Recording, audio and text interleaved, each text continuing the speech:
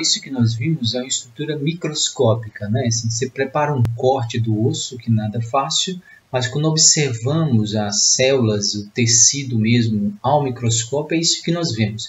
Mas em termos macroscópicos, como é que nós podemos caracterizar o osso também? Então, para a gente entender isso aqui, vou falar aqui sobre substâncias ósseas, eventualmente chamadas de tipos, né, de osso ou de tecido ósseo, para entender melhor a visão macroscópica de um osso. Então, vamos entender isso aqui, como é que funciona, né?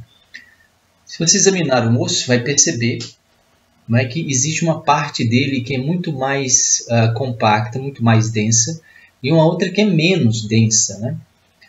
Os histologistas, então, separam isso ou organizam isso de duas maneiras, chamado osso compacto e osso esponjoso. Vamos dar uma olhada na figura aqui para que você perceba essa diferença. Importante que você lembre que o osso é formado de duas partes básicas, um corpo chamado diáfise e as extremidades, que são chamadas de epífises. Aí na figura deixa isso evidente, né? A parte superior, observe que o osso ele é muito mais esponjoso mesmo, é por isso que é chamado meio esponja, cheio de tabiques, trabéculas, não é? Cavidades. Então esse tipo de osso é o osso esponjoso, encontrado nas epífises e encontrados também no interior, formando a cavidade medular.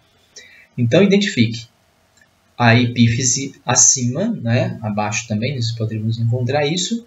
O osso é trabeculado, cheio de trabéculas.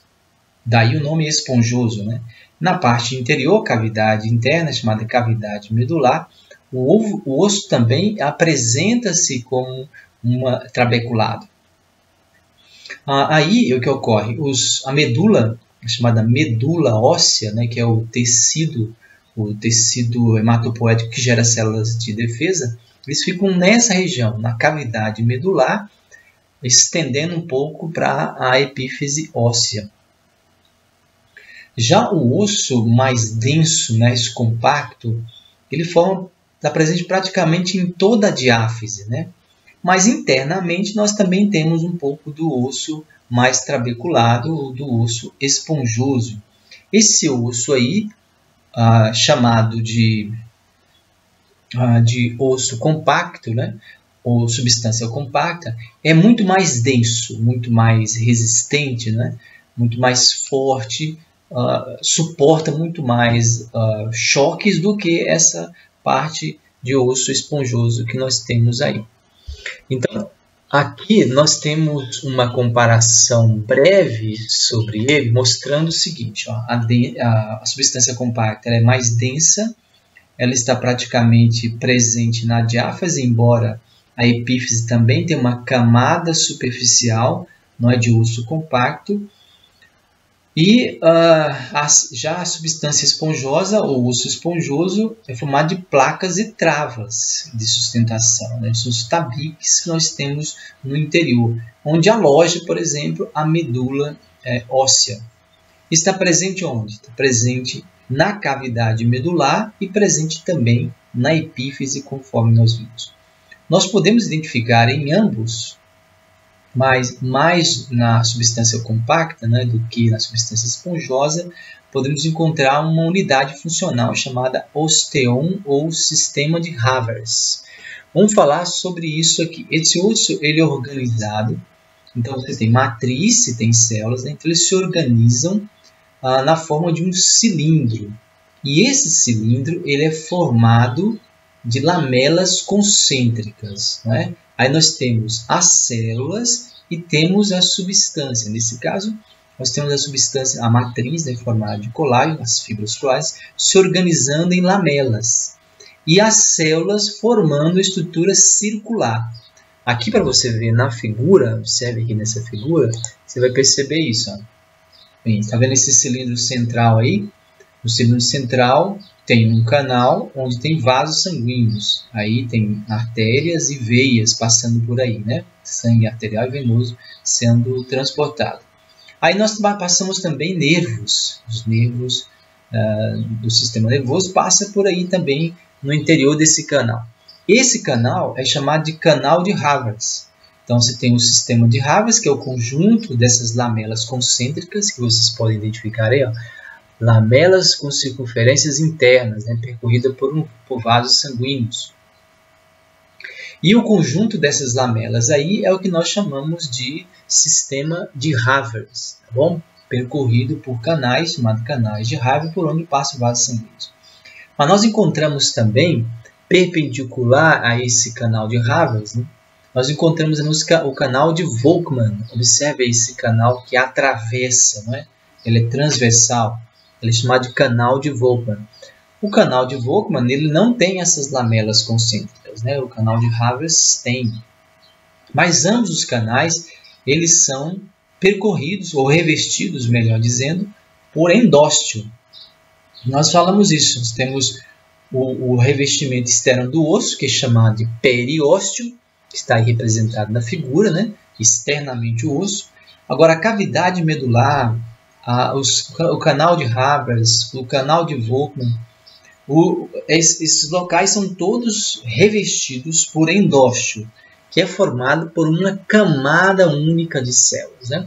Você tem um suprimento aí de células, as células osteogênicas ficam nesse local, e elas são responsáveis por gerar os osteoblastos, conforme nós vimos. Assim como também nós temos o osteócito, que também tem as células osteogênicas, né, que podem migrar para o interior do osso para dar origem aos osteoblastos que vão produzir a matriz. Então, daqui a pouco eu vou mostrar as funções de cada um deles para você perceber, né? Então, o sistema de Havertz ele é formado por um conjunto de lamelas concêntricas, quer dizer, tem um centro único, conforme vocês podem ver aí. Não é? Matriz e células formando essas lamelas, né? E percorrida por vasos, por canais que contêm vasos sanguíneos e nervos, chamado canal de Havertz. Além disso, que não compõe esse sistema de Havertz, nós temos o canal de Volkmann, que não tem lamelas concêntricas, tá bom? Aqui nessa figura mostra também esse sistema de Havertz, mostrando um osso, que é um osso do crânio, né, esses ossos chatos do crânio. Ele já tem as camadas externas e internas, que é de osso compacto, e tem uma parte interna, que é de osso esponjoso, a gente chama de diplo. Se eu aumentar a figura aqui, você vai perceber isso. Aí, ó, olha só, tem a camada mais externa, que é de osso compacto, a interna voltada para o interior, não é? Que é também de osso compacto, e um osso esponjoso, né? Formando o diploide. Observe o diploide aí entre as duas camadas de osso compacto.